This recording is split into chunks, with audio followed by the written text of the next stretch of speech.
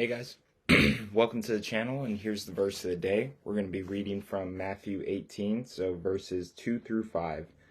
Then Jesus called a little child to him, set him in the midst of them, and said, Assuredly, I say to you, unless you are converted and become as little children, you will by no means enter the kingdom of heaven. Therefore, whoever humbles himself as this little child is the greatest in the kingdom of heaven. Whoever receives one little child like this in my name receives me. So, Matthew 18 2 through 5 is the verses for the day. Matthew, the first gospel, the gospel according to Matthew. So the disciples had asked Jesus, they said in verse 1, at the time the disciples came to Jesus saying, who then is the greatest in the kingdom of heaven? So the disciples were often concerned about the question of greatness. They seemed to ask this question thinking that Jesus has already chosen one of them as greatest, or as if they wanted Jesus to decide among them. So they were very concerned with being great. They were wondering who Jesus would choose to be, the best, the number one disciple, who was the most, worthy of heaven, all that. Is greatest in the kingdom of heaven. So the disciples wanted to know who would hold the highest position in the administration Jesus would soon establish. So they wanted to know who would be the highest in the new kingdom that Jesus would establish in heaven, who would be number one. So Jesus took a small child and put them in the midst of them to use kind of as like a prop per se. So Jesus called a little child to him. Jesus might have answered the question, who is the greatest, by pointing to himself, but instead he drew their attention to his nature by having them look at a child as an example, because Jesus is the child of God. He's the Son of God. So moving on.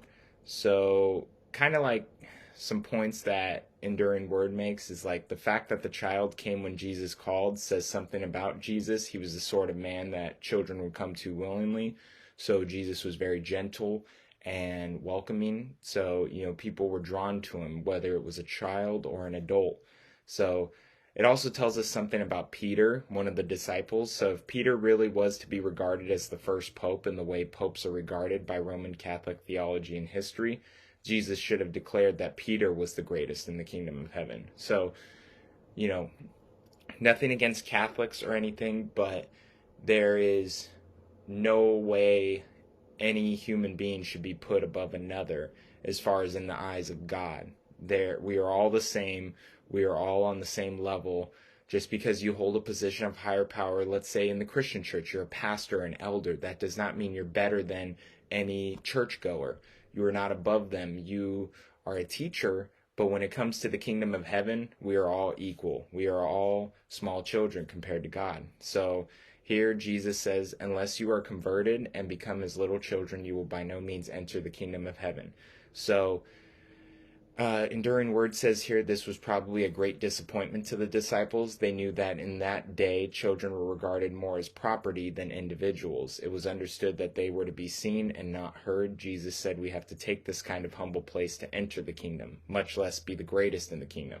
So we were supposed to humble ourselves before God to enter into the kingdom of heaven.